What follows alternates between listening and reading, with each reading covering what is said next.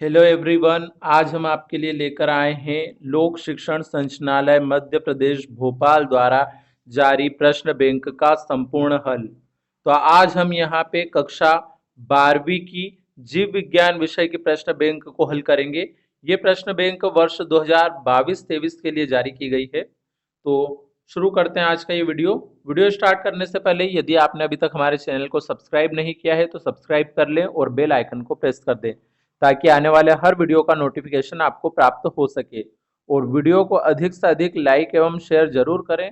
और अगर आपने अभी तक हमारे पिछले वीडियो नहीं देखे हैं तो डिस्क्रिप्शन में 12वीं के सभी विषय की प्रश्न बैंक के सॉल्यूशन की जो प्लेलिस्ट है उनकी लिंक दी गई है, वहां से आप वो सारे वीडियो देख सकते हैं।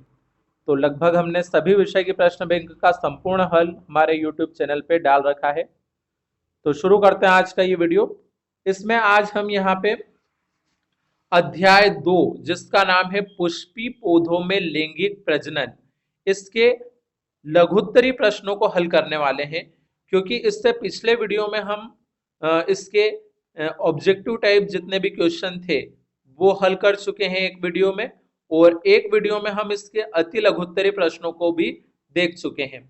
अब आज हम यहाँ पे इस वीडियो में लघुत्तरी प्रश्न के उत्तर देखने वाले हैं।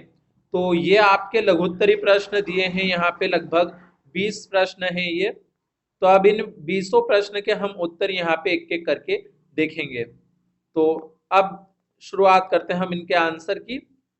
तो अब हमारे पास जो सबसे पहला प्रश्न था वो है लघु बीजाणुधानी की विभिन्न परतों को सचित्र समझाइए। तो इसमें सबसे पहले उत्तर है परागकण भित्ति रचना की सबसे आंतरिक परत टेपिटम होती है। यह विकासशील परागकणों को पोषण देती है। टेपिटम की कोशिकाएं सघन जीवद्रव्य कोष्ठक में साइटोप्लाज्म से भरी होती है और सामान्यतः एक से अधिक केंद्रकों से युक्त होती है। और साथ में हमें इसका ये चित्र भी बना देना है। तो ये आप यहाँ से इसके चित्र को नोट कर ले। तो ये आपका पहला प्रश्न यहाँ पे कंप्लीट हो जाएगा। अब जो दूसरा प्रश्न हमारे पास दिया है वो है अनिषेक फलन क्या है। तो इसका आंसर है कभी कभी कुछ पौधों में बगैर निषेचन के अंडाशय सामान्य फल के रूप में विकसित हो जाता है।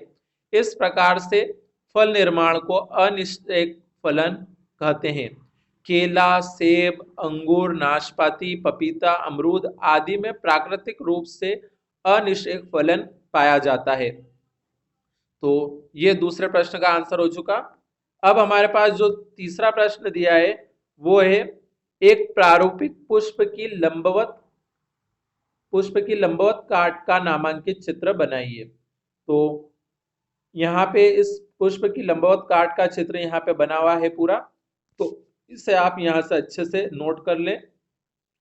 अब हम बढ़ते हैं आगे अगले प्रश्न की तरफ। अगला अब हमारे पास जो चौथा प्रश्न है वो है बहुभ्रूणता क्या है समझाइए। तो इसका आंसर अब हमारे पास है जब एक बीजांड में एक से अधिक भ्रूण उत्पन्न हो जाते हैं तो इस दशा को बहुभ्रूणता कहते हैं। यह अनावृत बीजी पौधों में सामान्य घटना है लेकिन आवृत बीजी पौधों में बहुत कम पाई जाती है।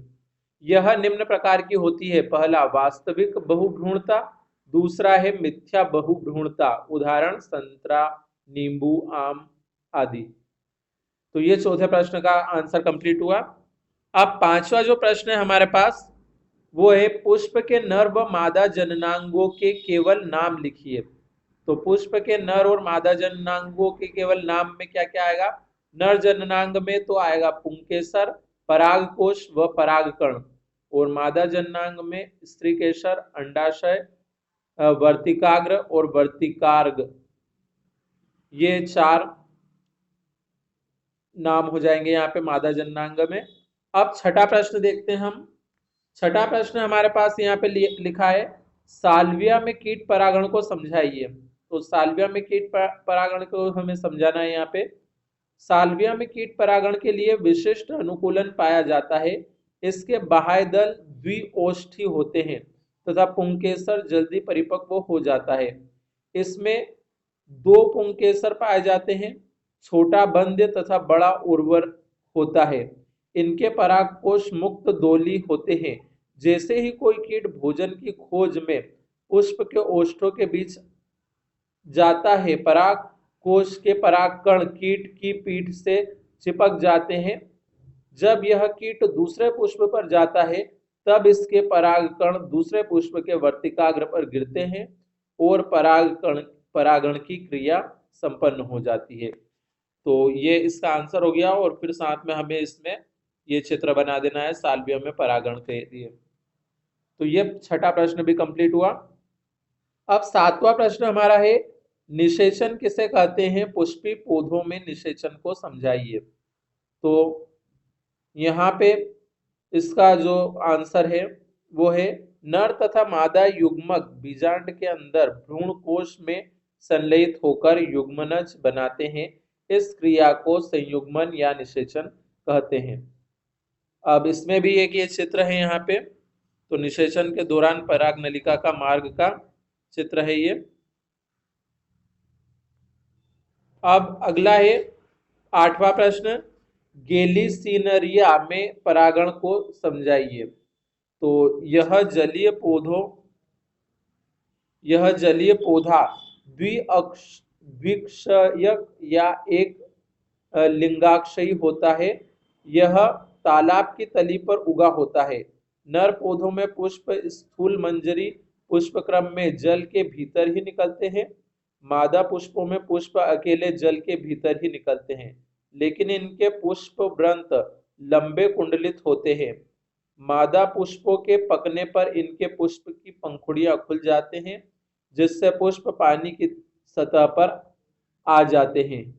स्पेडिक्स से नर पुष्प अलग होकर जल की सतह पर आ जाते हैं और मादा पुष्प के इधर उधर घूमते रहते हैं। मादा पुष्प के संपर्क में आने से पुष्पों के परागकोश फट जाते हैं और रसदार परागकण बाहर निकलकर रोमयुक्त वर्तिकाग्रों से चिपक जाते हैं। परागकण क्रिया के पश्चात मादा पुष्पों के पुष्प की पंखुड़ियों पुनः कुंडलित हो जाती है, जिससे पुष्प की पानी के अंदर तली पर पहुंच जाते हैं और वहां विकसित होकर फल बनाते हैं। तो यह आठवां प्रश्न कंप्लीट हुआ। अब नौवां प्रश्न हमारे पास है, स्वपरागण और परपरागण में कोई तीन अंतर स्पष्ट कीजिए। तो इसमें स्वपरागण और परपरागण में कोई तीन अंतर निम्नलिखित है। एक तरफ हम स्वपरागण लिखेंगे, दूसरी तरफ परपरागण। तो स्वपरागण में पहला पॉइंट है, इसमें एक पुष्प के पराग कण उसी पुष्प के वर्तिकाग्र पर गिरते हैं। इसमें एक पुष्प के पराग कण दूसरे पुष्प के वर्तिकाग्र पर गिरते हैं। दूसरा पॉइंट है, इसमें माध्यम की आवश्यकता नहीं होती। और दूसरी तरफ आएगा, इसमें वायु, जल या कीट जैसे माध्यम की आवश्यकता होती है। फिर तीसरा पॉइंट है, यह द्विलिंगी पुष्पों में ही होता है। और इधर आएगा, यह एक लिंगी व द्विलिंगी दोनों ही प्रकार के पुष्पों में होता है। फिर चौथा पॉइंट है, इसमें से पौधों की शुद्धता बनी रहती है और इसमें पौधों के गुणों की शुद्धता पूर्णतः समाप्त हो जाती है। अब आखिरी प्रश्न आज का हम देख लेते हैं, 10वां, बीजांड की संरचना का नामांकित चित्र बनाइए। तो यहाँ पे इसमें बीजांड की संरचना का ये चित्र बना हुआ है। तो ये 10वां प्रश्न भी यहाँ पे कंप्लीट हुआ।